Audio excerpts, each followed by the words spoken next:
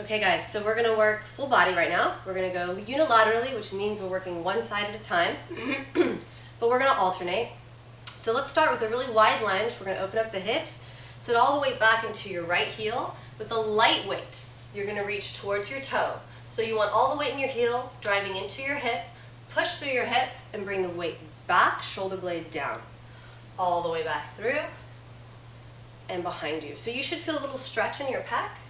Sit into your heel again, and then big stretch back. Again, you don't want to be feeling your lower back.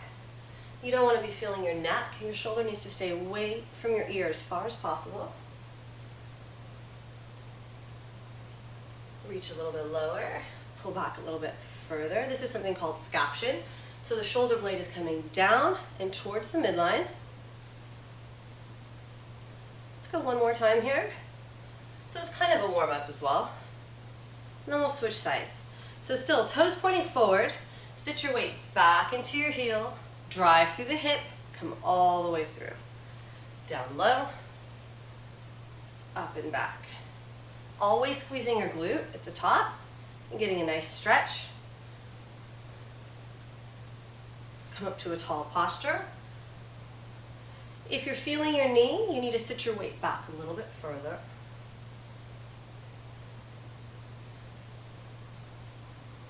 We're going to go 3 more here. Last 2, a little lower, a little further back. Okay, and then you want to work with a medium weight. I'm going to grab onto a 10. And you'll need a Swiss ball, something appropriate for your height, so that you can come into a good bridge with your hips level with the ground. You're going to lift your hips up high. Try to keep the ball very still. Let your head be resting. Little break in the elbow as you open wide into a chest fly.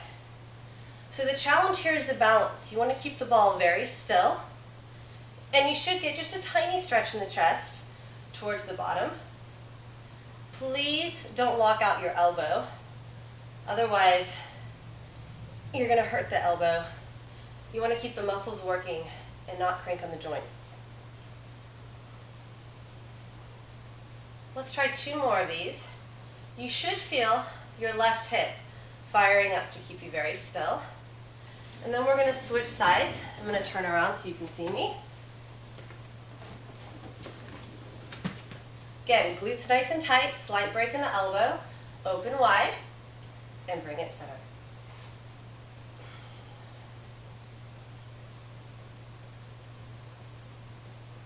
Big stretch. Your right glute should be working extra hard now.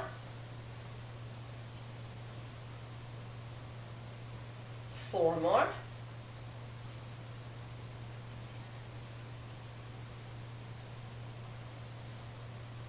Last time out.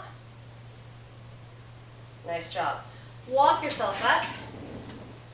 And then we're going to turn around and hit a reverse fly. I'm going to go a little bit lighter because I'm still kind of warming up. So you'll want to bend over. You're going to use your opposite hand to support you on the Swiss ball. Core's pulled in tight. Feet about shoulder width apart. Still want a minor break in the elbow. Reverse fly comes straight out to the side. So a common mistake here is for people to crank into the neck. You want to keep the shoulder down and back. And feel your shoulder blade coming towards your spine, towards the midline. Keep your gaze towards your hand. You want to be careful not to crank on your neck at all here. You should feel the back of your shoulder. And we're going to go 5 more.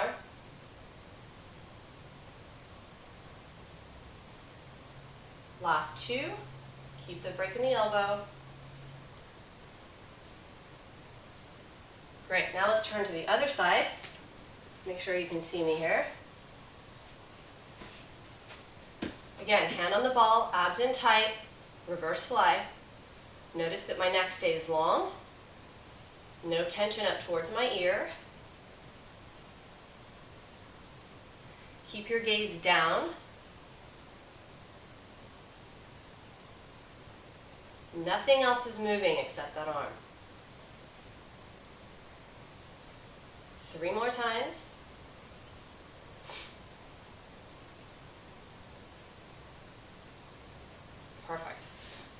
fall out of the way. Grab onto a medium weight that you can do a bicep curl and a shoulder press with. If you have shoulder issues, you want to do just the bicep and not the shoulder press here. We're going to stagger the feet. So you want your forward foot to be opposite of your weighted hand. The key here is hinging from the hips. So unlock both of your knees, make sure they're not kicked back. Hinge from the hips, so stick your tailbone out, flat back, so your chest comes forward first, bicep curl up the middle, and then shoulder press to the sky. Again, if you have shoulder issues, please don't do the shoulder press, just stop here. Now I'm very flexible, so if your forward bend is only a couple inches, please don't push it past that. You should be feeling only your front hamstring stretch. You do not want to feel your lower back. It helps to take this right hip and aim it towards your front toe.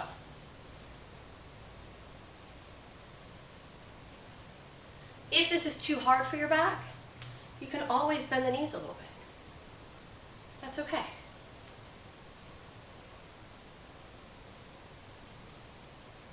We're going to go 4 more like that. Remember, chest comes forward first. You should be feeling that front hamstring.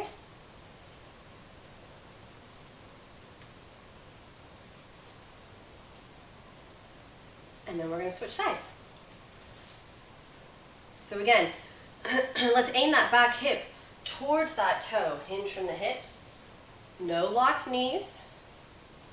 Optional shoulder press here. Tall posture at the top. Again, shoulders down and back.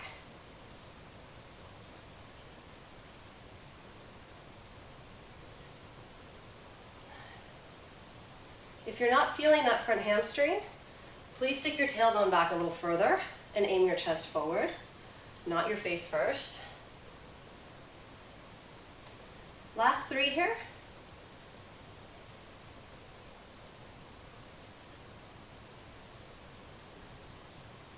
And 1 more time.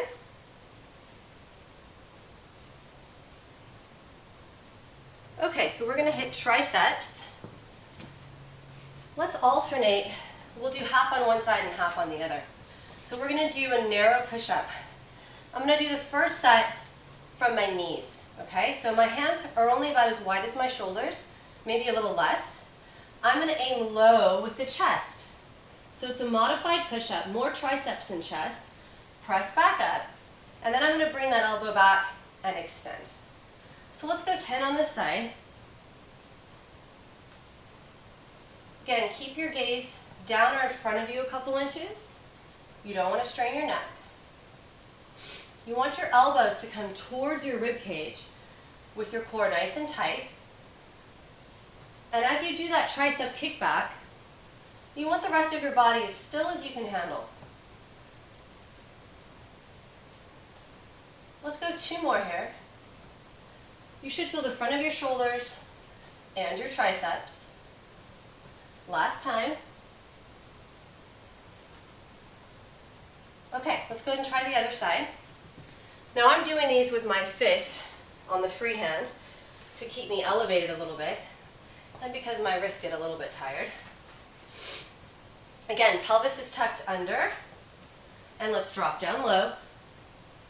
Elbow comes up, tricep extension, and then back down. Now you'll be getting a little more tired, so this set might be a little more intense. It's okay. If you need to make the push-up smaller or take it out altogether, it's totally fine. Work to your level, please. 3 more times. Keep pulling your core in tight. If you're feeling your lower back, you need to tuck your pelvis under a little bit more. 1 more. Okay, so we're going to stay low and work on some more core before we finish the set. So we're going to work in 3 pieces here. We'll do all towards the left first. So you're going to have your left leg up at 90 degrees, your right leg hovering over the ground.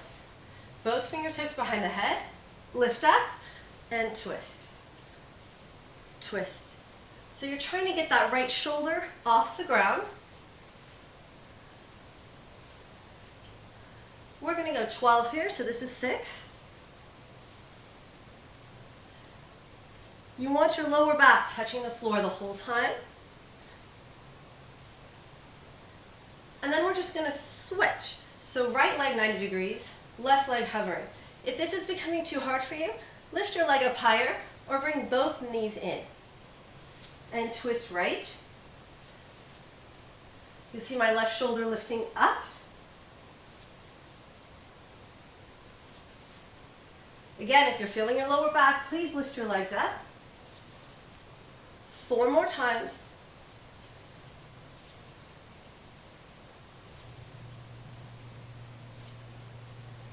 If you're fatiguing, leave your knees here. Everybody else, we're going to leave the upper body in a crunch and alternate legs. So just the legs are moving, upper body's lifting. 5 more each side. 2, 3, 4, and rest. Whew, all done. Okay, that's first set.